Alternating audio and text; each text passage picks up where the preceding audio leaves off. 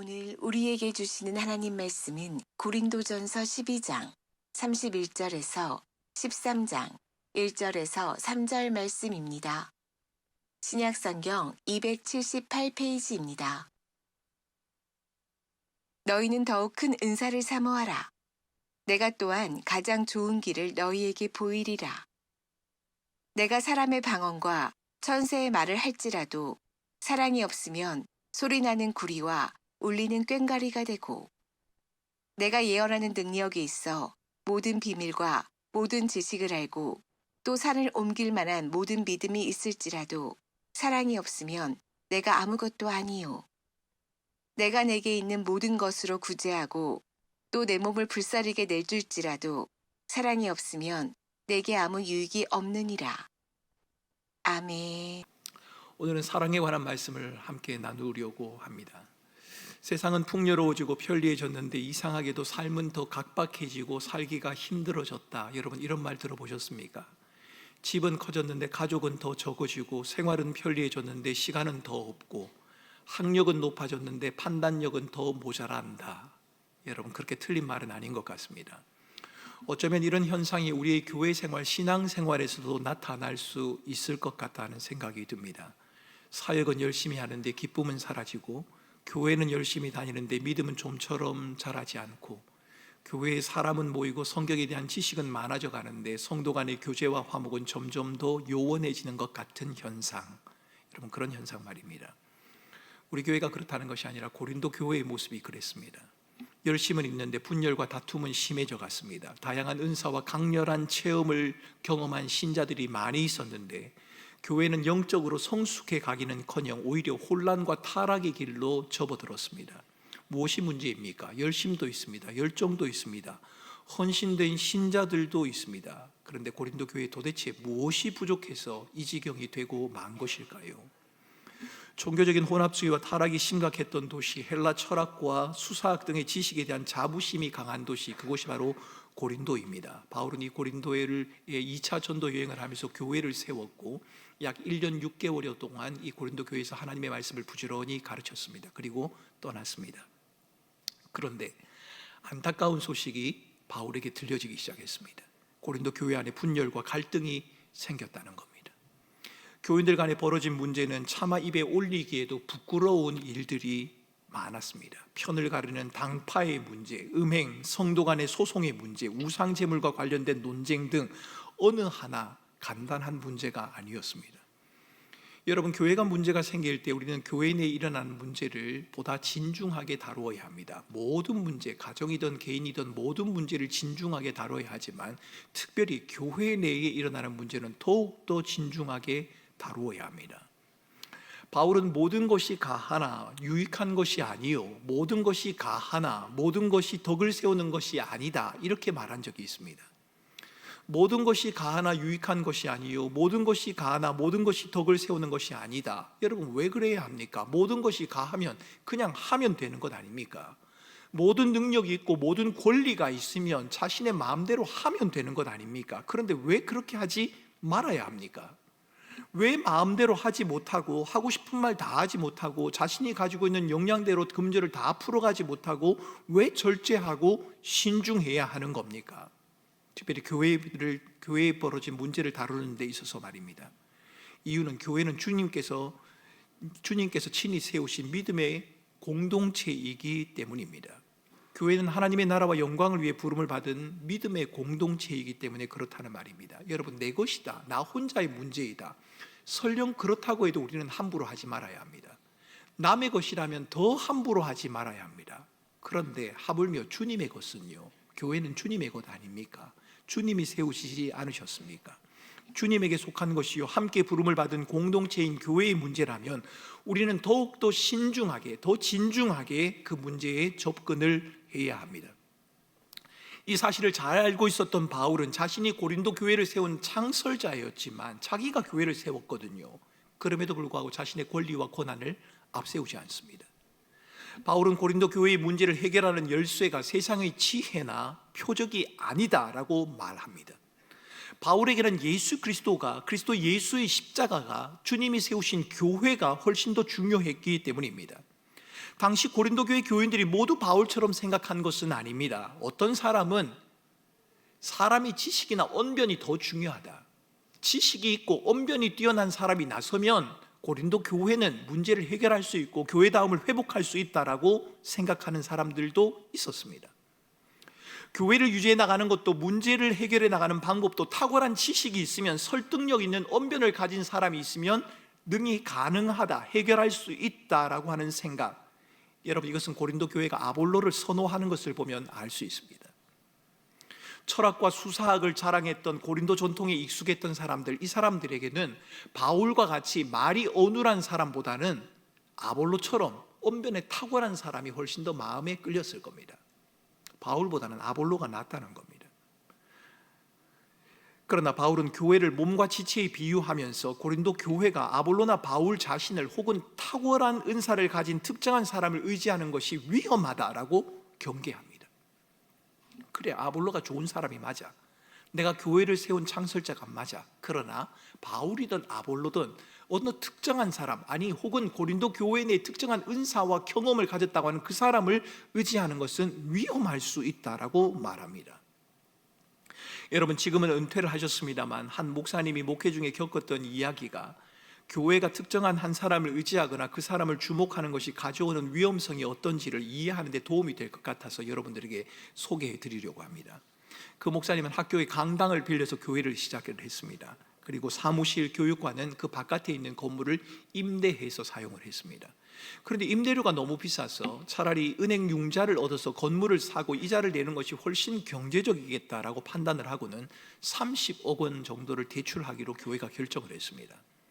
30억 원, 큰 돈입니다. 하지만 3,000명, 작년 성도 3,000명이 출석하는 교회라면 30억 원이면 충분히 갚을 수 있을 정도의 금액이었습니다. 그 당시 그 교회 1년 예산이 30억보다 훨씬 더 많았기 때문입니다. 그런데 막상 대출하려고 하니까 은행에서 2번이나 거절을 당했답니다. 담당 직원이 그 교회는 신용이 없다, 이렇게 판단을 한 겁니다. 출석 교인이 3,000명입니다. 예산이 수십억 원을 넘어섭니다. 그런데 왜 그랬을까요? 직원이 목사님에게 이렇게 묻습니다. 목사님 교회는 개척한 지 석 달 만에 출석이 1,000명 넘었다지요? 네, 그렇습니다. 목사님과 은행 직원의 대화는 계속됩니다. 목사님 때문에 교회가 그렇게 커진 것이요. 대화가 끝나갈 무렵 은행의 직원이 이렇게 말하며 대출을 승인하지 않았습니다. 한 사람 때문에 석 달 만에 1,000명이 모인 교회는 그 한 사람만 잘못되면 한 달 만에도 무너질 수 있을 것 아닙니까? 은행 직원은 한 사람의 리더로 인해서 부흥하고 성장하는 교회와 조직을 믿을 수 없는 신용불량 조직으로 판단했던 겁니다. 여러분, 2번 거절을 당하고 3번째는 어떻게 됐는지 저는 잘 모르겠습니다. 제가 알고 있는 건 2번째까지이기 때문입니다. 고린도 교회를 향한 바울의 메시지도 이와 다르지 않습니다. 교회는 탁월한 한 사람에 의해서 유지되고 운영되고 지켜지는 것이 아닙니다. 탁월한 한 사람이나 내세울 만한 은사, 깜짝 놀랄 만한 체험, 매력적이긴 합니다. 그러나 그렇다고 해도 그것이 교회의 본질, 교회의 원래의 모습을 결정하는 필수 요소는 될 수 없습니다. 교회의 머리 대신 예수 그리스도께서 친히 세우신 믿음의 공동체, 그것이 교회이기 때문입니다. 교회의 중심은 그리스도여야 합니다. 교회는 사람을 통해 유지되고 운영되는 것 아니냐, 여러분 그렇게 말씀하실 수 있습니다. 그리스도가 교회의 중심인 것은 맞지만 사람들이 우지우지하고 운영하는 것 아닙니까? 맞는 말입니다. 하나님이 사람을 통해 교회를 운영하시는 것이 맞습니다. 하지만 그리스도의 이름을 앞세워서 교회와 공동체를 위한다는 사람들이 어떤 경우에 자신을 드러내어 과시하고 싶고 자신의 원함을 이루고 싶은 욕망 앞에 쉽게 무너져 버릴 수 있다는 사실, 여러분 간과하지 마셔야 합니다. 우리가 주님의 영광을 위해, 주의 나라를 위해 라고 하는 말을 앞세우지만 자칫 그렇게 말하는 우리 자신들이 우리 자신의 이기적인 욕망 앞에 무너져 버릴 수 있다는 것, 여러분도 그것도 동의하실 겁니다. 그러기에 여러분, 우리는 나의 원함이나 나의 방식을 고집하려고 하는 그 마음을 항상 경계해야 합니다. 여러분, 교회 일을 하면, 주의 일을 하면 나의 욕심과 원함이 내 마음속에서 사라질까요? 그렇지 않을 겁니다.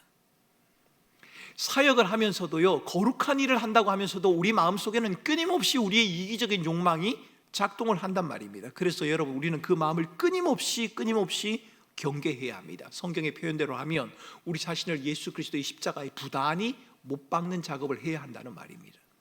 주께서 가르치신 바가 우선이 되게 하려는 노력 역시 게을리하지 말아야 합니다. 고린도 교회가 겪고 있는 어려움의 핵심에는 은사와 관련된 문제가 있었습니다. 은사 문제는 고린도 지역에 널리 퍼져 있는 헬라 철학, 수사학의 영향력과 무관하지 않습니다. 헬라 철학에는 영과 육을 나누어 생각하는 경향이 있었습니다. 그런 영향들이 있었습니다. 영은 거룩한 것이고 육은 속된 것입니다. 그래서 이 육신을 벗어나 뭔가 거룩하고 신비한 것을 경험하는 것, 그것이 좋은 것이요, 그것이 구원을 받는 것이라고 생각하는 경향들, 그것이 헬라 철학에 있었단 말입니다. 이 헬라 철학의 영향들이 교회 안으로 들어왔습니다. 교회 안에서도 육신과 이성을 넘어서는 종교적인 체험, 신비한 경험들이 은사를 체험하는 것이 우선이다라고 교인들이 믿기 시작한 겁니다. 이 사람들은 이 세상의 삶 또한 왕이신 하나님의 다스림 안에 있어야 한다는 사실을 강조하기보다는 신비한 은사와 체험을 추구하는 일에 집중했습니다. 고린도 교회에서 이런 일이 벌어졌단 말입니다. 12장에서 바울 역시도 교회는 다양한 은사로 이루어진 은사 공동체다라는 사실을 부인하지 않습니다. 여러분, 교회는 은사 공동체가 맞습니다. 은사는 귀하고 좋은 것입니다. 하지만 잊지 말아야 할 것이 하나 있습니다. 말의 화려함과 탁월한 언변이 그리스도의 진리를 대신할 수 없는 것처럼 아무리 신비하고 놀라운 은사라고 할지라도 그것은 그리스도의 진리와 그리스도의 말씀에 순종하는 것을 대신할 수 없습니다. 바울은 이 사실에 대해서 12장 31절에서 이렇게 말합니다. 너희는 더욱 큰 은사를 사모하라. 내가 가장 좋은 길을 너희에게 보이리라. 더욱 큰 은사를 사모하라. 내가 가장 좋은 길을 너희에게 보이리라. 여러분, 어떤 분은 이 본문을 읽으면서 사랑이 가장 큰 은사이구나 이렇게 해석하시는 분도 있습니다만, 본문을 자세히 읽어보면 그렇게 보기는 좀 어려울 것 같습니다. 왜냐하면 본문에 나오는 더욱 큰 은사, 우리나라 말로는 그냥 단수 더욱 큰 은사라고 되어 있습니다만, 헬라어 원어를 보면 더욱 큰 은사들이라고 복수로 되어 있거든요. 여러 가지 은사들을 말합니다. 그렇게 보면 이것이 사랑이다 그렇게 말하기는 좀 어려울 것 같습니다. 사랑은 하나이지 않습니까? 그런데 복수를 말하고 있기 때문입니다. 오히려 여기서 말하는 가장 좋은 길, 이것이 사랑을 가리킨다고 보는 것이 타당합니다. 여러분, 고린도 교회를 향해서 은사 자체가 교회를 교회답게 하는 것이 아니라고, 은사는 은사답게 사용되어야 한다고, 은사의 가치가 제대로 드러나야 한다고 하는 사실, 여러분, 바울은 지금 그것을 말하고 싶은 겁니다. 은사가 은사답게 가치를 발휘하기 위해서 그렇게 만들 수 있는, 그렇게 할 수 있는 가장 좋은 길이 있는데 그 길이 바로 사랑이다라고 지금 바울은 말하는 겁니다.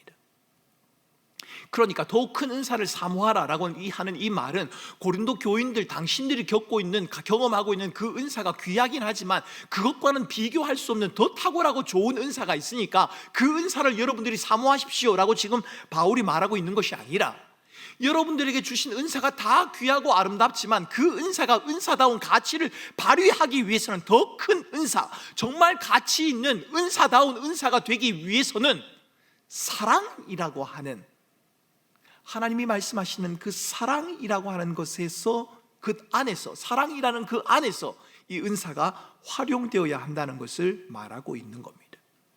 여러분, 은사는 소유하는 것만으로 충분하지 않습니다. 은사와 체험이 매력적이긴 하지만 성도들이 다양한 은사를 추구하고 탁월한 은사를 누리는 것, 그것만으로는 여러분 교회의 본질을 드러낼 수 없습니다. 교회의 교회다움을 나타낼 수 없습니다. 아니, 오히려 자칫하면 체험과 은사가 우리 자신을 미혹할 수도 있고 진리인 하나님의 말씀으로부터 멀어지게 만들 수도 있습니다. 은사와 체험을 경험했다고 하는 사람들이, 탁월한 지식을 가지고 있다고 하는 사람들이 자칫 교회의 분열의 중심에 설 수도 있습니다. 오늘 고린도 교회가 그렇지 않습니까? 우리에게는 은사를 은사답게 만드는 가장 좋은 길이 필요합니다. 교회 안에 반드시 있어야 할 요소, 교회를 교회답게 만드는 재료는 화려한 은사나 강력한 체험이 아니라 바로 사랑입니다. 가장 좋은 길, 은사를 은사답게 만들어주는 가장 좋은 길, 그것이 사랑이라고 그렇게 말합니다. 우리는 사랑이란 표현이 난무한 시대를 살아가고 있습니다. 불륜이나 집요한 스토킹, 데이트 폭력을 행하고도 내가 사랑하기 때문이라고 말하면 그만입니다. 사랑이라면 모든 것이 용납되어야 하고 사랑이라면 모든 것이 받아들여져야 한다고 사람들이 주장을 합니다. 그러나 본문이 말하려고 하는 사랑은 세상에서 흔히 사용되고 있는 사랑이라는 단어와는 좀 다른 의미를 지니고 있습니다. 우리는 본문에 사용되고 있는 사랑의 개념을 하나님의 말씀에 비춰 해석하고 이해해야 합니다. 바울은 사랑에 대한 진술을 고린도전서 13장에서 말한 후에 14장에 가서 너희들은 예언하기를 구하라라고 그렇게 당부한 적이 있습니다. 예언이 무엇입니까? 예언은 점쟁이처럼 앞일을 말하는 것이 아닙니다. 혹 여러분 가운데 누군가가 예언의 은사가 있어서 여러분들이 가진 삶의 문제에 대한 답답함을 풀어줄 수 있다고 하면 가지 마셔야 합니다. 혹 그분이 여러분들이 생각하고 있는 것을 맞출 수도 있을 겁니다. 그러나 여러분, 그것은 성경이 허용하는 바가 아닙니다. 성경은 정확하게 말하면 앞일을 말하는 것은 예언이라고 말하지 않고 점치는 것이라고 그렇게 말을 합니다. 여러분, 예언은 그런 것이 아닙니다. 예언은 하나님 앞에서 말하는 것을 의미합니다. 하나님의 말씀을 대언하는 구약의 선지자들의 모습을 떠올려 보시겠습니까? 그러니까 예언하기를 구한다라고 하는 그 말은 앞일을 바라볼 수 있는 신통력을 구한다라고 하는 그 말이 아니라 하나님의 말씀을 제대로 이해하고 그 말씀을 제대로 받아들일 수 있도록 성령의 조명과 인도하심을 구한다는 그 말입니다. 우리 삶의 모든 영역에서 하나님의 말씀을 구해야 합니다. 성령의 조명과 인도하심을 구해야 합니다. 그러나 특히 사랑을 말할 때는 더욱 그리해야 합니다. 성경이 사랑에 대해서 뭐라고 말하고 있습니까? 저는 많은 분들이 고린도전서 13장을 읽으면서 사랑을 표현하는 구체적인 방법 정도로 이해하거나, 아니면 우리는 사랑할 만한 능력이 있는데 어떻게 하면 사랑을 좀 더 나타낼 수 있을까라고 하는 그런 어떤 노하우라고 할까요? 어떤 표현의 방법이라고 할까요? 그런 정도로 이해하는 것을 정말 애석하게 생각합니다. 여러분, 우리에겐 사랑의 능력이 없습니다. 성경은 사랑은 우리에게 속한 것이 아니라고 단언합니다. 하나님에게 속한 것이 사랑이요, 사랑은 하나님 자신이라고 성경은 말하고 있습니다. 저는 고린도전서 13장을 읽으면서 사랑은 우리 것이 아니라고 하는 것을 저는 확신하게 됩니다. 고린도전서 13장에는 사랑에 대한 15가지 표현이 등장합니다. 사랑은 오래 참고, 사랑은 온유하며, 시기하지 아니하며, 자랑하지 아니하며, 교만하지 아니하며, 무례히 행하지 아니하며, 자기의 유익을 구하지 아니하며, 성내지 아니하며, 악한 것을 생각하지 아니하며, 불의를 기뻐하지 않고, 진리와 함께 기뻐하고, 모든 것을 참고, 모든 것을 믿고, 모든 것을 바라고, 모든 것을 견디느니라. 여러분의 모습은 어떻습니까? 저는 사랑을 묘사하고 있는 13장 본문을 읽으면서 나도 그렇게 사랑하고 싶다, 나도 그런 모습으로 사람을 대하고 싶고 사랑을 표현하고 싶다라고 하는 그 원함은 제게 있지만, 그 원함은 저를 느낄 수는 있지만, 그 사랑에 대한 무능한 저의 모습을 또한 느끼게 됩니다. 제가 원하기는 하는데 그렇게 할 자신이 없다는 겁니다. 본래 하나님의 형상으로 지음을 받았던 저와 여러분들에게는 사랑할 수 있는 능력이 부여되어져 있었습니다. 그런데 지금은 아닙니다. 하나님을 떠난 죄인에게는 사랑을 실현할 능력이 없습니다. 오히려 저는 본문을 거꾸로 읽으면 그것이 제 모습을 정확하게 반영해 주는 것 같습니다. 이렇게 말입니다. 나는 오래 참지 못합니다. 시기하고 자랑하기 좋아하고, 교만하고 무례하며, 늘 나의 유익을 먼저 구하고 자주 성내고, 악한 것을 생각할 때도 있고, 불의를 눈감아 주기도 하고, 진리를 부담스러워하고, 참는 것을 힘들어하고, 믿기보단 의심하고, 바라고 견디기보다는 힘든 순간을 박차고 나오려고 합니다. 여러분이 지금 그런 목사의 설교를 듣고 있는 겁니다. 여러분, 사랑에 대한 원함은 있지만 사랑에 무능한 우리에게 참되고 진실한 사랑이 필요합니다. 그렇게 사랑하고 싶지만 그렇게 사랑할 수 없는 연약과 한계를 지닌 우리에게 우리를 회복해 줄 새로운 사랑이 필요하단 말입니다. 물론 여러분 중에는 남편과 아내로부터, 형제 자매로부터 사랑을 충분히 받아서 내적인 안정감을 누리고 있는 분도 계실 겁니다. 아닙니다, 목사님, 저는 충분합니다. 저는 충분히 사랑을 받고 있고 충분히 안정감을 누리고 마음이 평강합니다. 하지만 여러분, 사람에게서 받는 사랑은 그것이 누구로부터 받은 사랑이든 간에, 어떤 것이든 간에 불완전하다는 점에서는 예외가 될 수 없습니다. 여러분, 세상에서 가장 큰 사랑, 가장 깊은 사랑, 가장 강한 사랑이라면 어떤 사랑일까요? 아마도 부모의 사랑일 겁니다. 요즘 세월이 좀 바뀌어서 부모의 사랑도 아니라고 말합니다만 그래도 부모의 사랑일 겁니다. 부모인 여러분은 그럼에도 불구하고 부모의 가장 깊고 강한 이 사랑이 불완전하다는 것 여러분 잘 알고 계시지 않습니까? 우리에게는 완전한 사랑이 필요합니다. 우리에게는 근본적인 사랑이 필요합니다. 변함이 없는 사랑이 필요합니다. 고린도전서 13장에서 말하고 있는 이런 사랑이 필요합니다. 오래 참고, 온유하고, 시기하지 아니하며, 자랑하지 않고, 교만하지 않고, 무례히 행하지 않고, 불의를 기뻐하지도 않고 모든 것을 참고 모든 것을 견디고 모든 것을 바라고. 여러분, 저와 여러분에게는 이 사랑이 필요하단 말입니다. 어디에서 이런 사랑을 찾을 수 있을까요? 어디에서 이런 사랑을 우리가 받을 수 있겠습니까? 요한일서 4장 9절 말씀은 그 질문에 대하여 이렇게 답합니다. 하나님의 사랑이 우리에게 이렇게 나타난 바 되었다. 하나님이 자기의 독생자를 세상에 보내시면 그로 말미암아 우리를 살리려 하심이라. 여러분, 성경이 말하는 사랑은 인간의 본능적인 욕구에서 비롯되는 사랑도 아니고 친구 간 우애나 우정을 말하는 사랑도 아닙니다. 죄인을 위해 아들을 내어주시는 사랑, 저와 여러분들을 위하여 자기 자신을 내어주시는 그 하나님의 사랑, 그것이 바로 성경이 말하는 사랑이란 말입니다. 바울이 은사와 체험을 두고 분열하고 갈등하는 고린도 교회를 향해서 은사를 더 큰 은사가 되게 하는 가장 좋은 길이 있다고, 그 길은 바로 사랑이라고 말하는 이유가 무엇입니까? 사랑이 부족하니까 더 많이 사랑하라고 말하는 걸까요? 일리가 있습니다. 자기중심적인 사랑을 사랑으로 착각하지 말고 사랑의 원래의 모습이 이런 것이니 너희들의 사랑이 잘못되었다는 것을 깨달으라고 말하는 것, 여러분, 그 말도 일리가 있습니다. 하지만 하나님께서 바울을 통해 고린도 교회에 던지고 싶은 말의 핵심은 이것입니다. 우리가 추구하며 내세우는 어떤 것도 탁월한 언변이나 신비한 체험이나 놀라운 은사라고 할지라도 하나님의 사랑, 하나님이 나타내 보이신 사랑을 대신할 수는 없다는 겁니다. 하나님께서 그리스도를 통해 우리에게 보여주신 사랑, 그 사랑이 온전하고 근본적인 사랑이며 그 사랑이 없으면 우리는 아무것도 아니다 라고 지금 말하고 있는 것입니다. 고린도 교인들이 추구하고 자랑하던 은사와 체험만 그렇겠습니까? 아닙니다. 우리 개인의 삶도 그러할 것입니다. 주님께서 친히 세우신 교회도 마찬가지입니다. 우리는 14장 1절에서 바울이 하나님의 사랑을 추구하라 라고 하는 말에 귀를 기울일 필요가 있습니다. 하나님의 사랑을 추구하라, 이 말은 서로 사랑하며 살아가라 라고 하는 권면이기보다는 그 하나님의 사랑, 하나님께서 예수 그리스도를 통해 우리에게 보여주신 그 하나님의 사랑, 그 사랑이 너에게 머물러 있다는 것을 알아라. 그리고 그 사랑 안에서 참된 삶의 의미를 발견하라 라고 하는 당부입니다. 하나님이 우리를 사랑하셔서 독생자 예수 그리스도를 보내셨고 그 사랑 안에 생명이 있고 그 사랑 안에 인생의 의미가 있고 그 사랑 안에 삶의 가치가 있으니까 그 사랑 안에 머물러 있으라고, 그 말을, 하나님의 사랑을 추구하라, 가장 좋은 것에 머물러라 라는 말로 우리에게 들려주고 있는 것입니다. 우리는 사랑에 관해 진술하고 있는 본문을 대하면서 그 속에 숨겨져 있는 하나님의 사랑을 볼 수 있어야 합니다.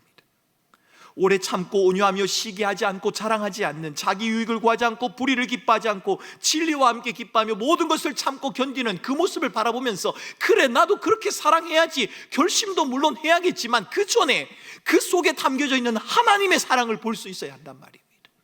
사람들은 우리를 무례하게 대할 때도 있지만, 그래서 우리를 화나게 만들 수 있고 우리를 실망하게 만들 수도 있지만, 하나님은 우리를 무례하게 대하지 않는다고 말씀하지 않으십니까?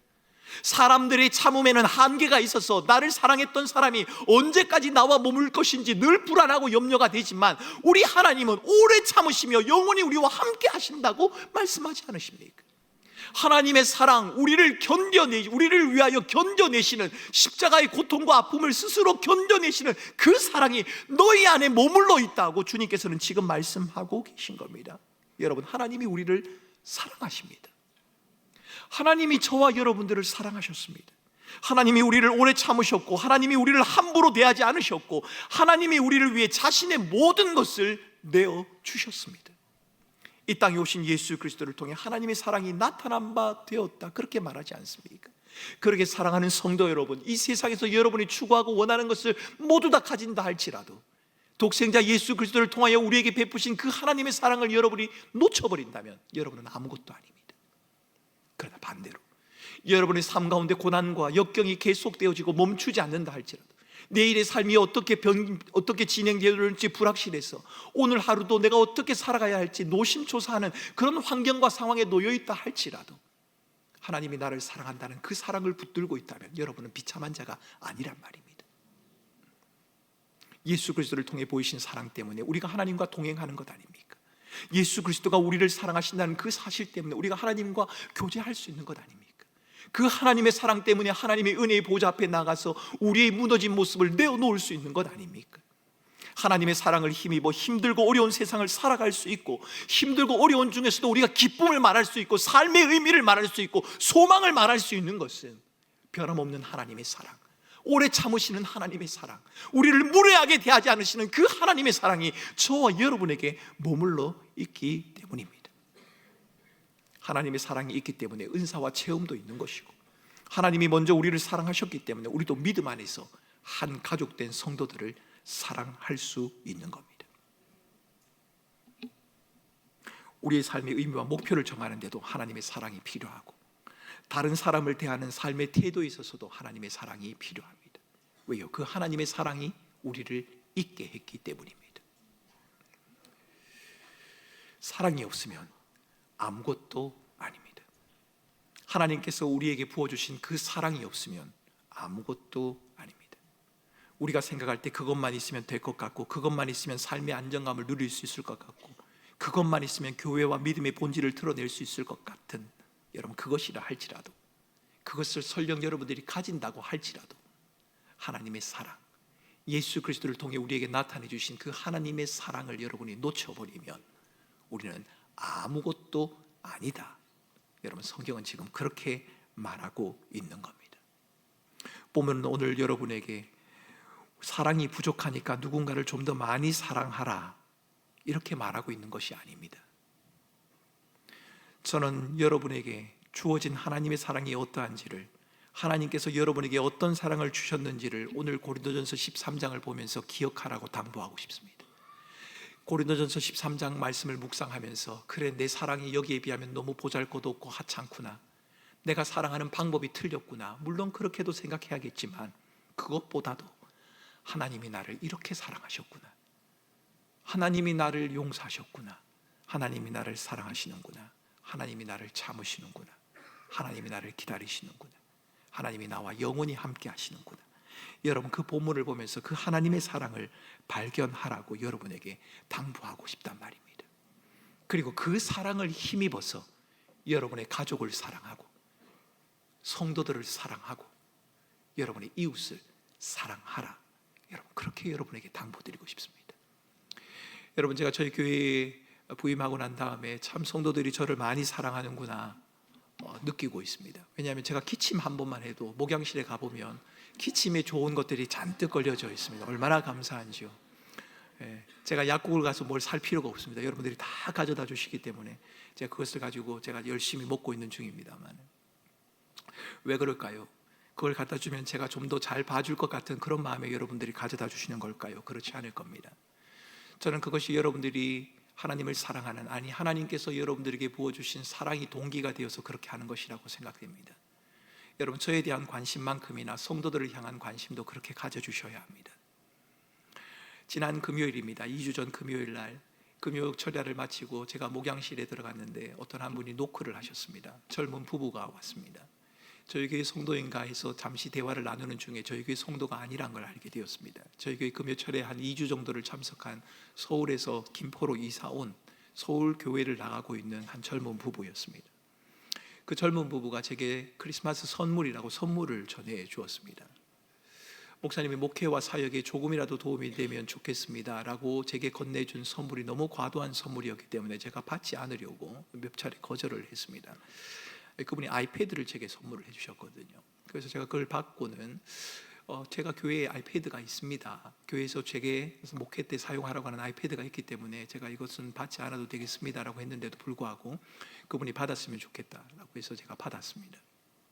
그리고 전해준 그 엽서, 작은 엽서에 목사님의 목회와 사역에 작은 도움이라도 되면 좋겠습니다 라고 하는 바람과 함께 그 선물을 제게 전해 주셨습니다.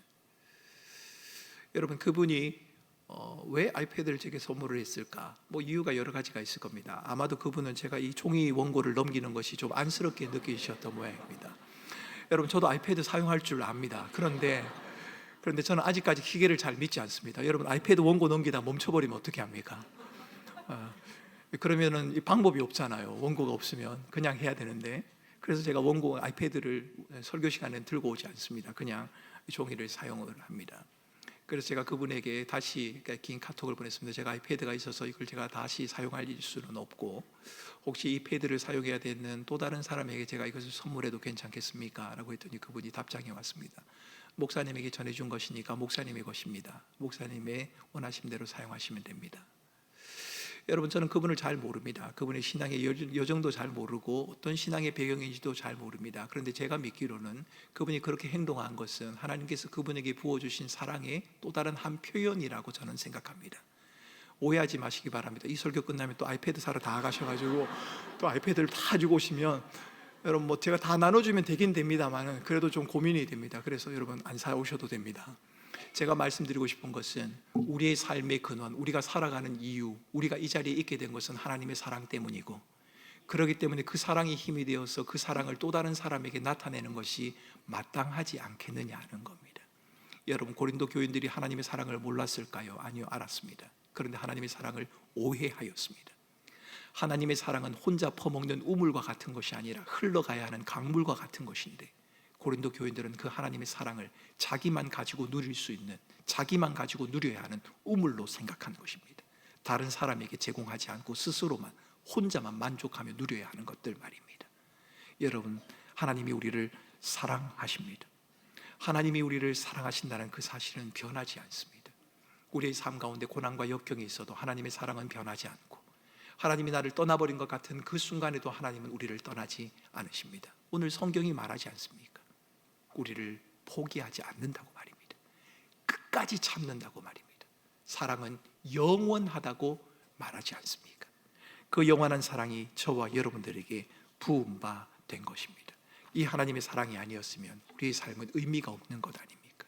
죄와 죽음이 절망 앞에 서 있는 저와 여러분들을 예수 그리스도를 통해서 구원해 주지 않으셨다면 우리가 이 땅에서 열심히 살아갈 수는 있지만 그 이후의 삶을 보장할 수 없는, 영원한 하나님의 나라를 누릴 수 없는, 죽음과 멸망 앞에 서 있을 수밖에 없는 그런 자들이 아니었습니까? 변함없는 하나님의 사랑은 우리의 삶의 이유가 되고 믿음의 여정을 가게 하는 힘이 됩니다. 하나님의 사랑은 영원하시기 때문입니다. 우리에게 감당할 수 없는 그 사랑이 부어졌기에 오늘도 그 사랑을 힘입어 우리는 우리를 도우시는 은혜의 보좌 앞에 담대히 나아갑니다. 뿐만 아니라 그 사랑을 힘입어 여러분 가족을 사랑하시기 바랍니다. 그 사랑을 힘입어 성도를 사랑하고 이웃을 사랑하는 자리로 나아가야 합니다. 왜요? 사랑이 없으면 아무것도 아니기 때문입니다. 현실의 어려움이 모든 것을 앗아가 버릴 것 같은 위협과 두려움 속에서도 변함없는 하나님의 사랑이 여러분에게 머물러 있다는 것 여러분 잊지 마시기 바랍니다. 한 주간 삶을 살아가실 때 또 2023년 한 해를 여러분이 열심히 살아오지 않으셨습니까? 그런데 삶이 고달프고 어려워서 하나님의 사랑이 의심스러운 그때도 있지 않으십니까? 그런데 하나님의 사랑은 영원하다라고 그렇게 말합니다. 세상으로부터 버림받은 것 같은 그런 마음이 들 때 그런 여러분의 감정에 이끌려 속지 말고, 그래 나는 버림받지 않았고 실패자가 아니다, 나는 영원한 하나님의 사랑을 받은 자다, 여러분 스스로에게 그렇게 말씀하시기 바랍니다. 그것은 자기 최면이 아니라 하나님의 약속의 말씀에 대한 선언이기 때문입니다. 사역에 대한 열심이나 탁월한 은사나 체험이 주어질 때도 있지 않겠습니까? 여러분의 삶이 좀 나아질 때도 있겠지요. 여러분 그럴 때라도 여러분 하나님의 사랑이 아니면 아무것도 아닙니다. 하나님의 사랑을 내가 놓쳐버리면 내가 지금 가지고 있는 것이 아무것도 아닙니다. 여러분 그렇게 고백할 수 있는 저와 여러분들이 되실 수 있기를 바랍니다. 사랑이 없으면 아무것도 아닙니다. 바꿔 말하면 사랑이신 예수 그리스도 그분이 계시기 때문에 우리의 삶에 의미가 있는 것입니다. 우리의 삶의 의미와 목표 되신 예수 그리스도 그분을 붙들고 변함없는 하나님의 사랑을 의지하며 여러분 남은 한 주간 또 다가오는 한 주간 또 남아있는 2023년 한 해의 시간들 열심히 믿음으로 살아가는 우리 성도들 되시기를 주님의 이름으로 축원합니다.